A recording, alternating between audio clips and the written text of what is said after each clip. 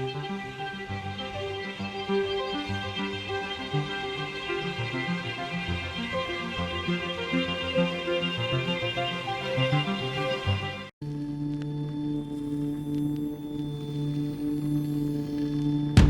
2005, Brazilian UFO magazine promoted a UFOs campaign, Freedom of Information Now, for the release of official Brazilian government documents about UFOs. The campaign was successful and the Brazilian Air Force released more than 5,000 pages of official documents that are available in Brazil's National Archive and also on the Fenomenum portal for free download to anyone who wants to access such information.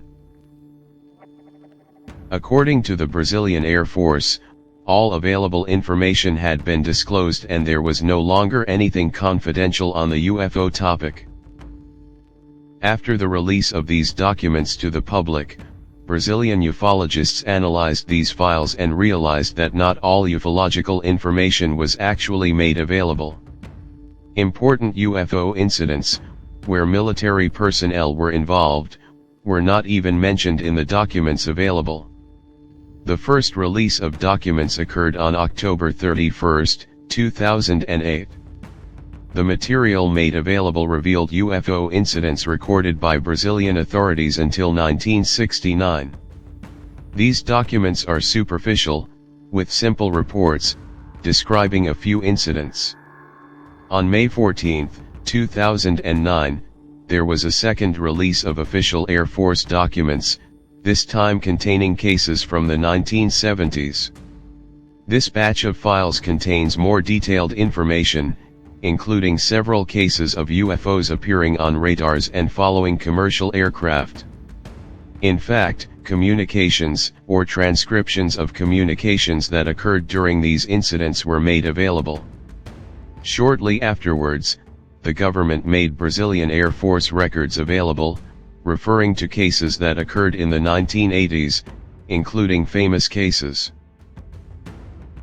Among them, documents about the VASP-169 flight incident, when 3 commercial aircraft and several passengers observed a UFO that was also captured by radar. And also documents referring to the night of the UFO incident, which occurred on May 19, 1986, when thousands of people, dozens of commercial pilots spotted several dozen UFOs, which were also captured by radar. A fourth release of documents occurred in September 2010. This time documents were released from UFO incidents that occurred in the 2000s. After that, there were sporadic releases of a few pages of documents from UFO incidents that occurred after 2010. In all of this available collection, some inconsistencies can be detected. Documents about famous incidents have not been released. Likewise, the photographs and filming records, which we know exist, of the famous Operation Prato were not released by the authorities. We also know that the Brazilian Air Force received and analyzed several incidents in which photographs and footage were sent, as in this case, where the report states the existence of photographs and footage. And that was never released either. This other report informs that a chartered flight passing over the city of Varginha was accompanied by a luminous UFO. On board were members of the band Orapa, a famous Brazilian rock band. One of the band members reportedly took footage of the object and then sent it to the Brazilian Air Force. When we turn our attention to the Army and Navy, it appears that these two military forces maintain even greater secrecy regarding UFO facts. In 1988, an interesting UFO incident occurred in the city of Curitiba. In this city there is a large Brazilian Army barracks, in a densely populated area of the city. Next to this barracks there was a vacant lot, empty and without buildings and with a lot of vegetation. Nearby lived a man named Ademir Correa. In June of that year, he suffered an abduction, being taken to a ship that landed in this wasteland. At the location, the UFO left traces on the ground and damage to the vegetation. Interestingly, in the following days, this area, which was abandoned and unused, was isolated by the army, who left a jeep at the site with armed guards, preventing anyone from entering the area. In the following days, the entire area was turned over, erasing all physical traces, and soon afterwards it was incorporated into the base's facilities. An officers' club was built there. Interestingly, a year and a half later, 3 flying saucers were seen flying over this location. The fact was officially registered by the Brazilian Air Force, and reports of this incident are publicly available.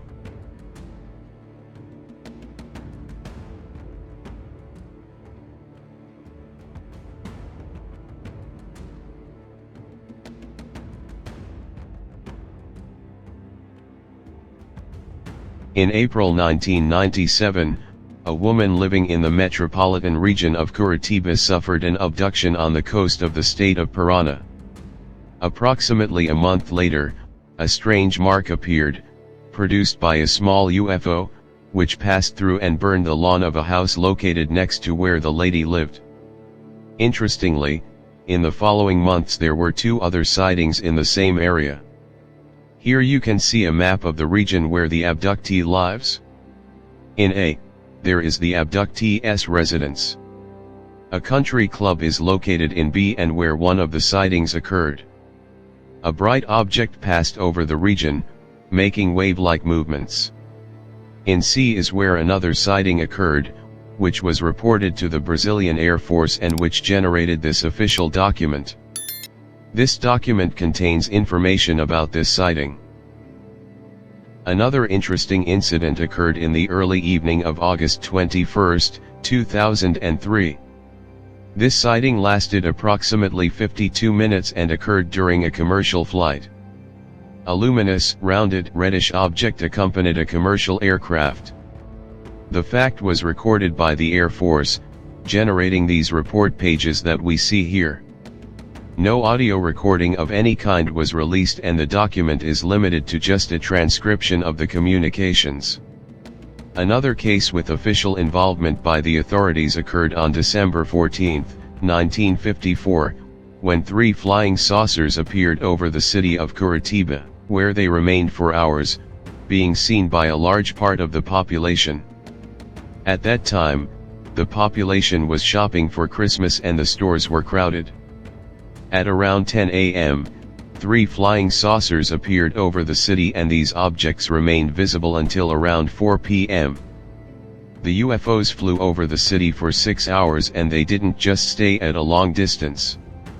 One of the discs came down to the height of the buildings, frightening people in the city center. As a result, the stores in the center decided to lower their doors earlier because it was already feared that these objects would land in the city.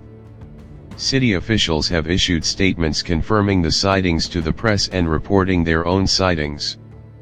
Some reports mention that an Air Force plane took off in an attempt to get closer to these objects that quickly moved away from the city. Among the documents already released by the Brazilian Air Force, there is no mention of this fact. Another very interesting case occurred in 1977, at the Bacaxiri Air Base, in Curitiba. Here, we see the air base, in an image from Google Maps. At this location, a flying saucer landed in front of the airport control tower, which was not operating in those early hours. From this object, 3 crew members left and went to a hangar close to the runway and pulled an aircraft out and began to inspect it. A sentinel, seeing the scene, activated the base's alarms, and the crew returned to the UFO, which took off and quickly disappeared. The case is classified as top secret, and any military comment on the incident at the base is prohibited and subject to immediate arrest. In August 1983, Julio Bachin took this photograph in Curitiba. After obtaining the photograph, he contacted the Air Force informing the fact and offering it for the military to analyze. The soldier who attended to him identified himself as Jorge Azevedo and requested the photos and negatives for analysis, informing that they would not be returned. Julio Bachin did not accept the conditions and decided to send the photographs to 2 ufology groups. Later, he made new contact with the Air Force, this time speaking to Captain Garibaldi and offering the photographs again. Upon being informed that the photographs were sent to ufologists, Captain Garibaldi informed that due to this fact the Air Force would no longer be interested in this case. In 1996, during the wave of attacks attributed to chupacabras, the Brazilian army carried out hunting and capture operations for the strange creature. Countless people were able to see the military in these regions and some people documented the maneuvers. Although these testimonies and the records they made exist, nothing has been released or confirmed by the army. Perhaps this is due to the fact that strange creatures were actually captured and handed over to the military from the United States. This puts the entire incident as top secret. Another case in which the Brazilian Navy was involved occurred on July 2, 1974. On that date, a metallic flying object fell into the sea, in front of the city of Navegantes. The fact was reported by the fishermen to the Navy, which began a rescue operation. A diver found something lying a few meters below the surface and left a signal buoy. After dark, something was rescued there and taken by the military without giving any explanations. There are no official documents or public citations about the incident.